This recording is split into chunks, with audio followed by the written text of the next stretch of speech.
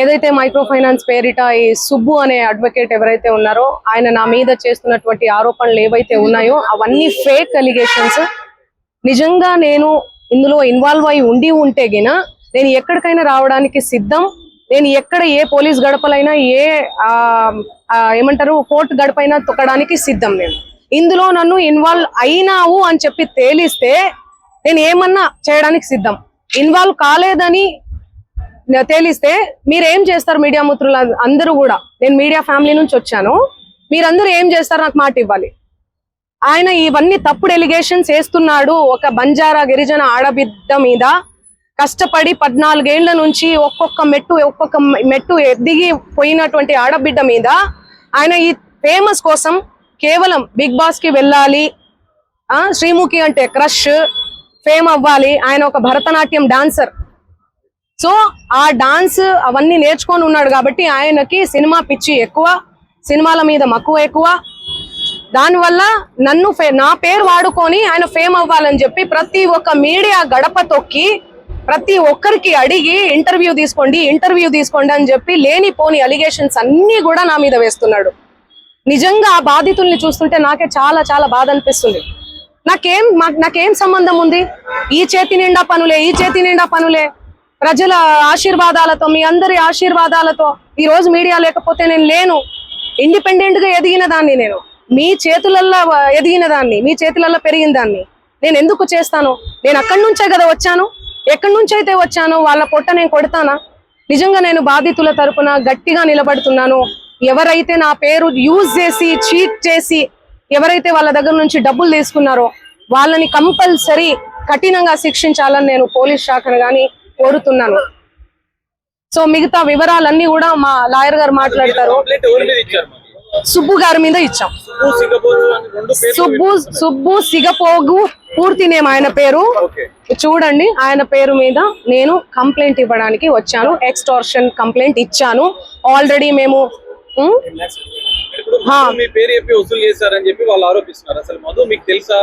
నా మీద ఎవరెవరో ఆరోపిస్తారండి. ఎవరెవరో వస్తారు, ఫోటోలు దిగుతారు. మీరు దిగరా? ఇంతకు ముందే దిగిర్రు. మీరు దిగరా? ఎవరి సెలబ్రిటీ స్టేటస్ లో ఉన్నాను. నేను సెలబ్రిటీగా ఏ రోజు ఫీల్ అవ్వలేదండి. సెలబ్రిటీగా నేను ఫీల్ అయ్యి ఉంటే ఈ రోజు ఈ 14 ఏళ్ల జర్నీ కొనసాగేది కాదు, ఎక్కడో ఆగిపోయేదాన్ని. ఎప్పుడైనా కూడా నేను ఎవరి ఇంట్లో పడితే వాళ్ళ ఇంట్లో పోయి అన్నం తినేస్తా. సొంత చెల్లెలాగా, సొంత అన్నలాగా. అన్న చెల్లి తప్ప, అన్న తమ్ముడు తప్ప వేరే సంబోధన కూడా ఉండదు నా నోట్లకెళ్ళి. సో ఎందుకు ఇంతలా బదనాం చేస్తున్నారో నాకు అసలు ఏం అర్థం కావట్లేదు. ఎంతో మంది నాతో ఫోటోలు దిగుతుంటారు, ఎంతో మంది ఇంటికి పోయి భోజనం చేస్తుంటాను. అదే చెప్తున్నా, ఫేక్ ఎలిగేషన్స్ అని చెప్తున్నా నేను. అందుకే కేసు పెట్టాం మేము. ఎలా ఇస్తా? ఆయన రివర్స్ అంటున్నాడు. ఆయనే డబ్బులు ఇస్తే నేను నీ పేరు దేను ఇండ్లకెళ్ళి నన్ను డిమాండ్ చేశాడు. మీరు ఇండ్ల పేరు ఉండకూడదు మీది అంటే మీరు పైసలు ఇవ్వాలి నాకు. ఆయన పైసలు ఇవ్వాలనే కదా ఇదంతా చేస్తున్నాడు. మీకు అర్థం కావట్లేదా?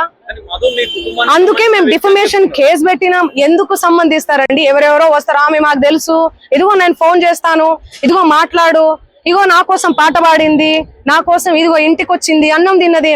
అభిమానులు ఎంతో మంది ప్రోగ్రామ్కి వెళ్తున్న క్రమంలో ప్రోగ్రామ్ చేసుకున్న తర్వాత మేము అన్నం తినండి, మా ఇంటికి రండి, మా ఊరికి రండి మేడం, మీ కాలు మోపండి మేడం, మీరు లక్ష్మి లాగా ఇట్లా మాట్లాడుతుంటారు ఎమోషనల్ గా. నేను ఎంతో మంది ఇళ్లలో, నేను కర్ణాటకకు పోయినా ఎక్కడ పోయినా కూడా ఎంతో మంది ఇళ్లలో పోయి అన్నం తినేసి వస్తాను నేను. ఎందుకంటే అభిమానం. నేను చాలా చాలా ఎక్కడి నుంచి అయితే వచ్చానో నా మూలాలు నేను మర్చిపోలేదు. ఓకే, సో ఇవన్నీ కూడా ఫేక్ ఎలిగేషన్స్. నేను మళ్ళీ అవును, మా లాయర్ గారు మాట్లాడతారు. నేను ఇన్ని రోజులు మీడియా ముందు నేను మీడియా ముందు 100-200 కోట్ల రూపాయలు అంటున్నారు. మీ పేరు చెప్పి వేరే వాళ్ళు ఎవరైనా వసూలు చేస్తారనుకుంటున్నారా మీరు? ఇప్పుడు నా పేరు చెప్పి ఎవరో వసూలు చేస్తారు, నాకేం తెలుస్తుందండి? ఆ కేసు వచ్చాను. ఆయన ఏమంటున్నాడు? ఎలా రెస్పాండ్ అవుతానండి నేను? ఇప్పుడు నా ప్రోగ్రామ్స్ అన్ని వదిలిపెట్టేసుకొని నేను రెస్పాండ్ అవ్వాలా? నిన్న కూడా కేసు పెట్టారు. నిన్న నేను ఇబ్రహీంపట్నంలో శ్రీదత్త కాలేజ్ లో నేను ప్రోగ్రామ్ చేయడం జరిగింది. అది వదిలేసుకొని నేను వచ్చి నేను సంజాయిసి ఇచ్చుకుంటా కూర్చోమంటారా నన్ను? చెప్పండి. క్లోజ్ ఫ్రెండ్ మధు అంటున్నారు. ఎందుకుంటారండి క్లోజ్ ఫ్రెండ్స్? మా బంజారా కమ్యూనిటీ వాళ్ళందరూ కూడా సన్నిహితంగా ఉండే వ్యక్తి మధు అంటున్నారు. ఎందుకుంటే చాలా మంది ఉంటారండి. ఉస్మానియా యూనివర్సిటీ ఉన్నారు, కర్ణాటక యూనివర్సిటీ నుంచి ఉన్నారు. నా ఓన్ చేసుకుంటారు, మా అక్క అని చెప్పి. మా కమ్యూనిటీ వాళ్ళు, మేము కూడా మా కమ్యూనిటీ అని చెప్పి నేను కూడా మాట్లాడతాను ఓన్ చేసుకొని. అరే తమ్మి అనుకొని అది ఇది అనుకుంటా మా భాషలో మాట్లాడతాను నేను. కంప్లైంట్ ఇచ్చిన సుబ్బారావు మీద ఇప్పుడు పంజాబ్ కేసులో కంప్లైంట్ చేస్తారు, మీ మీద ఆరోపణలు చేస్తున్నారు. ఇప్పుడు నేను ఒకటే మాట, మధు మీద ఎందుకు కంప్లైంట్ చేస్తలేరు? నాకు డబ్బులు వసూలు చేశాడని నాకు తెలియదు కదండి. ఈయన చెప్తున్నాడు కదా. అవును, చేసి పెడతాము, అందరి మీద పెడతాము. ఒకరు సిఐడి కేసు ఉంది వాళ్ళ మీద, సిఐడి లో ఉంది ఆ కేసు. 1 year అవుతుందండి. చూపి అన్న, చూపి. 2025. మీరు అవన్నీ తెలుసుకోరా? నాకు అర్థం కాదు. టకాటక్కని పెట్టేస్తే నా ఫ్యామిలీ ఏమైపోవాలి, మా నాన్న ఏమైపోవాలి, మా అమ్మ ఏమైపోవాలి? కొంచెమన్నా మీరు ఆలోచించాలి కదా ముందు వెనక. నేను అలా చేస్తానా? నేను ఎన్ని పాటలు చేస్తున్నా, ఎవ్రీ ఇయర్ పాటలు. కట్టలు లెక్క పెడుతున్నా. మీ తమ్ముడు వీడియో కూడా వైరల్. అది మా తమ్ముడు కాదు, అదే చెప్తున్నా నేను. మా తమ్ముడు కాదు. ఎవరు ఆయన? మా తమ్ముడు ఫోటో చూపియాలా నేను? మా తమ్ముడిని చూపియాలా? ఫోటో చూడండి, నా ఇన్స్టాలో ఉంటది, అన్ని దగ్గర ఉన్నాయి. తమ్ముడికి మధు కూడా ఎలాంటి సంబంధం లేదండి. సంబంధం అంటే ఫ్రెండ్షిప్ ఉంటదండి. హాయ్ అంటే హాయ్, బాయ్ అంటే బాయ్. వాళ్ళు ప్రోగ్రామ్ కని వచ్చిర్రు, తీజ్ ప్రోగ్రామ్ జరుగుతుంది, సేవాలాల్ ప్రోగ్రామ్ ఉంటది, ప్రోగ్రామ్ కని వచ్చిర్రు. ఆ బంజారా కమ్యూనిటీకి సంబంధించినటువంటి వ్యవహారాలు, ప్రోగ్రామ్స్ ఏవైతే ఉంటాయో అవన్నీ మా తమ్ముడు చూసుకుంటాడు. మిగతా తెలుగు ప్రోగ్రామ్స్, కర్ణాటక కన్నడ ప్రోగ్రామ్స్ ఏమైతే ఉన్నాయో అవన్నీ నా మేనేజర్ చూసుకుంటాడు. సో అది నా ఎంతో మంది వస్తుంటారు. ఇప్పుడు నా పేరు చెప్పి వాళ్ళు వసూలు చేసుకుని నాకేం తెలుసు? నేనేమన్నా రోబోనా, లేకపోతే దేవుణ్ణా, దేవతనా? లేకపోతే నేను చూసుకుంటూ కూర్చోనీకి ఎవరెవరు నా పేరు మీద ఏం చేస్తున్నారని చెప్పనీకి?